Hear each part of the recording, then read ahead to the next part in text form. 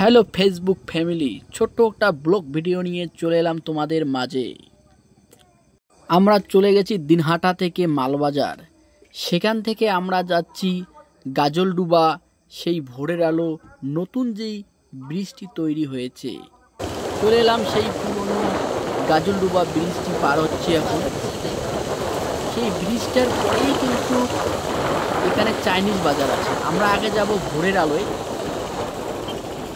চলে এলাম সেই ভোরের আলোয় যে নতুন ব্রিজটি তৈরি হয়েছে, ওভারব্রিজ। সেখানে খুব সুন্দর দৃশ্য এখানে দেখতেই পারছেন সবাই। এখানে আমরা গিয়ে প্রথমে আমরা দেখব চারপাশটা ঘুরে দেখি কীরকম তৈরি হয়েছে এটা। সেখানে গিয়ে আমার ছেলে আইসক্রিম খাবে। ঠিক আছে বেটা, আমি আইসক্রিম খাবো না, তাই এখানে ঝালমুড়ির দোকান দেখতে পেলাম। সেখান থেকে ঝালমুড়ি নিয়ে ঝালমুড়ি খাবো, তার সঙ্গে আমির ভাই এখানে। তারপর আমরা চলে যাচ্ছি সেখান থেকে সেই পুরনো ব্রিজটার পাশে গাজলডুবার চাইনিজ বাজারে যাব।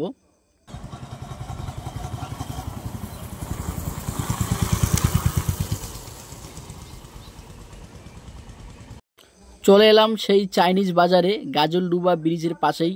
এখানে অনেক ধরনের মাছের চপ পাওয়া যায়, বিশেষ করে এখানে চিংড়ি মাছের চপ তো সব থেকে ফেভারিট। চিংড়ি মাছের চপ খুব সুন্দর। তারপর আমরা সেখানে বসে পড়লাম চিংড়ি মাছের চপ, ছেলের সঙ্গে আমরা সবাই খাচ্ছি চিংড়ি মাছের চপ।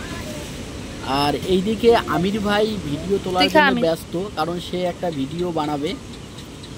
দেখতেই পাচ্ছেন আমির ভাইকে। তারপর আমরা এখানে সবাই মিলে খাচ্ছি। এখানে সবথেকে গাজলডুবার ফেভারিট হচ্ছে চিংড়ি মাছের চপ। খাওয়া শেষ করে বাড়ির দিকে রওনা দিলাম। তখন যাওয়ার আগে সেই গেটগুলোকে দেখব যেখানে জল ছেড়েছে। এই গেটগুলো দিয়ে জল ছাড়ে, তারপর এই জলগুলো কিন্তু বাংলাদেশের দিকে চলে যায়। সেই জলের দেখেন কত স্রোত। একটা গেট খুলেছে, দেখেন কি ভয়ঙ্কর পরিস্থিতি।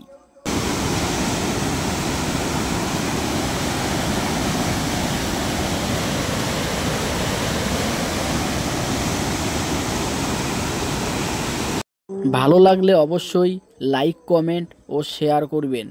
যারা এখনও ফলো করেননি অবশ্যই ফলো করে পাশে থাকবেন।